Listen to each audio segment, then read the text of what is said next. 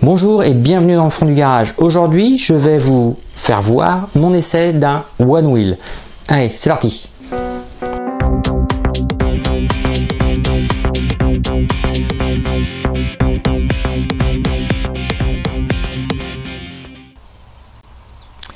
Bien, alors une fois n'est pas coutume, je vais tout simplement vous faire une petite voix off pour vous expliquer mon ressenti, mais avant on va parler un peu de l'engin en lui-même.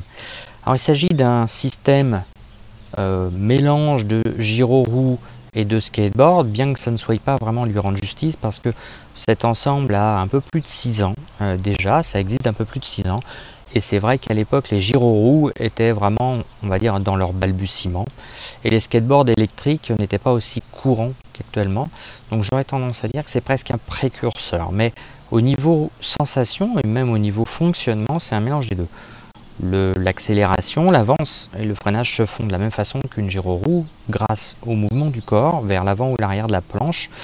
Et l'objectif, c'est de rider comme un surf, un snow plus exactement, voire comme un skateboard, même si le skateboard a une accroche beaucoup plus agressive sur le bitume que le One Wheel, dans les sensations j'entends. Cet appareil donc est né sur Santa Cruz, on en trouve encore facilement, hein. C'est quelque chose qui se vend très bien, qui a un prix quand même assez élevé, aux alentours de 2000 € pour quelque chose de neuf. La version que j'ai essayée est une version XR qui a une vitesse de pointe de 30 km/h et un range de 25 km/h. Il existe d'autres versions précédentes où le range est moins élevé et une petite version, la Pint, où là on a un range de 10 à 15 km pour une vitesse de pointe de 25 km/h. C'est pas tout à fait le même type de pneu, ni du coup la même taille de planche. Elle est légèrement moins large et légèrement plus petite, mais pas tant que ça. Le poids de l'engin en lui-même est entre 13 et 14 kg à peu près. C'est ce que j'ai lu et c'est effectivement ce que j'ai ressenti, puisque ça pèse son poids. Et je dois bien avouer que niveau praticité de transport, bien que ça possède une poignée, en fait, c'est pas des plus simples, puisque la hauteur fait à peu près 1 mètre, ce qui fait que on ne peut pas avoir le bras déplié pour la porter à touche par terre. Ce qui n'est pas le cas de la Pint, étant plus petite et qui possède une poignée latérale qui nous permet de la transporter un peu moins difficilement. Mais une board de presque 15 kg, 14 kg, à porter comme ça, c'est très lourd, surtout avec l'encombrement du pneu, parce qu'il faut voir qu'il y a le pneu.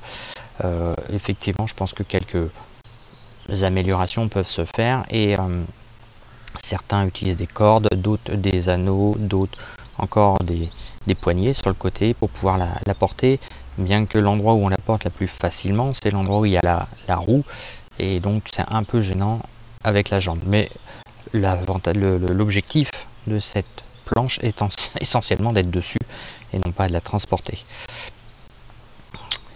Ceci n'est pas sponsorisé, je le fais juste parce que je kiffe le produit, je ne suis pas payé pour ça, je tiens à le dire. Ce qui paraît très bizarre vu qu'on n'est pas beaucoup sur la chaîne, mais on ne sait jamais, il y en a toujours qui ont des drôles d'idées, vu que j'ai de plus en plus de monde qui s'énerve, donc je préfère le dire.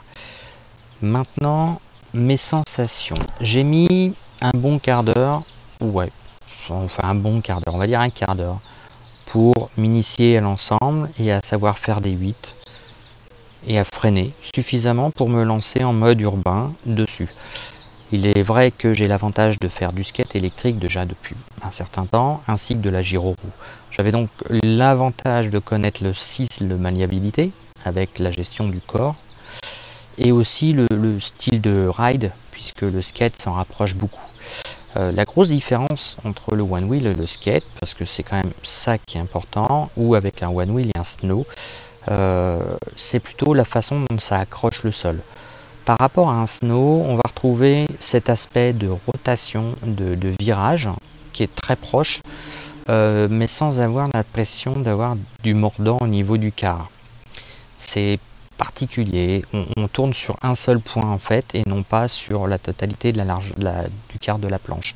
Contrairement à un skate classique, où là vous avez vraiment les roues qui accrochent.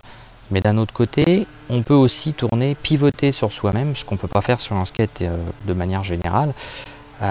Donc c'est un bon mélange d'un snow et d'un skate. On a des sensations très proches. Le carve est vraiment très sympa. Je pense que effectivement, il existe plusieurs types de planches avec différents types de pneus. Des pneus ronds, d'autres qui montent des pneus à crampons pour améliorer le off-road.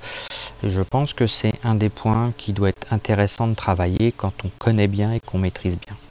Dans ma petite randonnée, j'ai vraiment apprécié son accroche sur du bitume, les façons dont on peut vraiment s'approcher, ralentir, gérer vraiment au mieux la vitesse. C'est très très intuitif, on est vraiment comme une gyroroue, on peut s'arrêter quasiment, voire reculer, hein, tout simplement. Contrairement à un skate électrique, on peut arriver à la même chose, mais la maniabilité est liée quand même à la télécommande d'une part, et puis l'aspect, on va dire, rotation assez forte de one wheel, très proche d'une gyroroue. On peut donc tourner très court, améliore encore cette sensation de maniabilité. Au ralenti, avec une vitesse plus élevée, on s'approche de quelque chose où on peut carver, même si je pense qu'il faut avoir un peu plus d'habitude pour avoir une sensation très proche de ce que j'ai en skate électrique, qui est vraiment très agréable, où on peut vraiment aller fort dans la croche, limite dans le dérapage, ce qui serait un peu dangereux avec le one wheel puisqu'on n'a qu'une roue, et la raccroche serait assez compliquée. Les sensations de glisse sur du bitume sont vraiment très proches d'un snow, sauf que on retrouve bien sûr les aspérités de la route, même si le pneu amortit énormément. Enfin, son transport, son usage en fait en tant que transport, je pense que c'est quelque chose qui doit apporter beaucoup de fun. Même si pour faire que du commute et ne pas avoir la possibilité de carver un peu ou on va dire de flâner autour des obstacles urbains, doivent vite rendre l'ensemble assez, pas ennuyeux, mais monotone. Que dire de plus? Eh bien, je vous conseille d'essayer, bien sûr, on va essayer de trouver quelque chose d'intéressant par chez vous. Il y a parfois des rassemblements de wheelers, de one-wheelers, et dans ces cas-là, beaucoup proposent une petite initiation, une petite découverte. Vous serez sûrement le bienvenu, surtout si vous possédez déjà un engin de ce style, style quête électrique ou gyroroue. Vous aurez beaucoup plus de facilité à appréhender l'ensemble.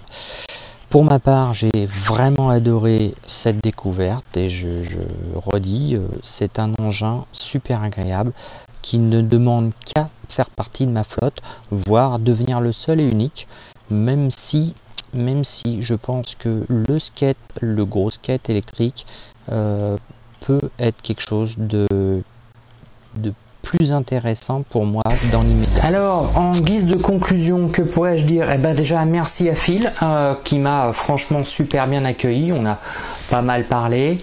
L'ensemble, vous l'avez vu, j'ai pris vraiment beaucoup de plaisir en fait, hein. Donc j'ai énormément coupé la vidéo puisque j'ai fait un ride d'une heure et quart, 1h30 en tout, avec le quart d'heure d'initiation. Mais ça a été vraiment royal. C'est de la glisse, de la pure glisse, complètement différente d'un skate, mais pas si éloigné non plus que ça en fait. C'est vraiment un drôle de mélange. Alors je sais que je me répète, mais c'est vraiment une fusion entre une gyroroue et un skateboard avec des sensations mélangées des deux. C'est vrai qu'on pilote ça comme une gyroroue et on a une sensation de glisse comme un skate tout en étant sur un tapis comme une gyroroue. C'est vraiment extra. C'est un truc qui me plaît vraiment.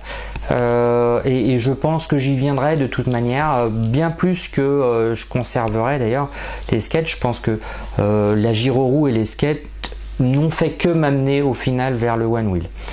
Maintenant, la question qui se pose à moi et sur laquelle je réfléchis depuis déjà plus d'une semaine en fait déjà, après avoir fait mon essai, c'est de savoir est-ce que j'en achète un tout fait, neuf ou d'occasion, la question d'occasion par défaut, hein, si je peux, ou est-ce que je tente l'aventure d'en fabriquer un, parce qu'il y a la possibilité de faire du do it yourself.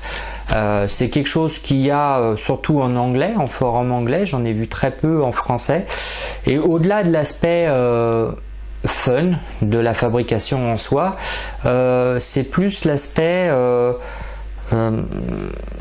customisation qui m'intéresse. Maintenant, c'est vrai que l'avantage du tout fait, c'est qu'on se pose pas la question, hein. On l'a, on ride.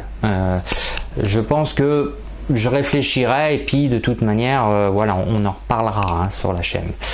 Donc voilà, j'espère que ça vous a incité à faire un essai, hein. Pour information, donc Phil est disponible sur le Bon Coin. Il y a une annonce où de temps en temps, qui apparaît de temps en temps, il propose des initiations. C'est à peu près 20 € la demi-heure, ce qui n'est vraiment pas cher pour faire un ride sur Paris, inclut l'initiation, c'est-à-dire que ça soit une initiation, une balade, hein, c'est voilà, ça reste dans les mêmes prix. Il a le contact super agréable, n'hésitez pas à lui envoyer des messages pour avoir des renseignements, etc. Il est réactif, il répond bien. Moi franchement j'ai adoré, on a fait un bon parcours un peu partout autour de la Villette, etc. C'était vraiment sympa, un peu tous les terrains. Voilà, écoutez, merci de m'avoir suivi, puis à bientôt dans le fond du garage.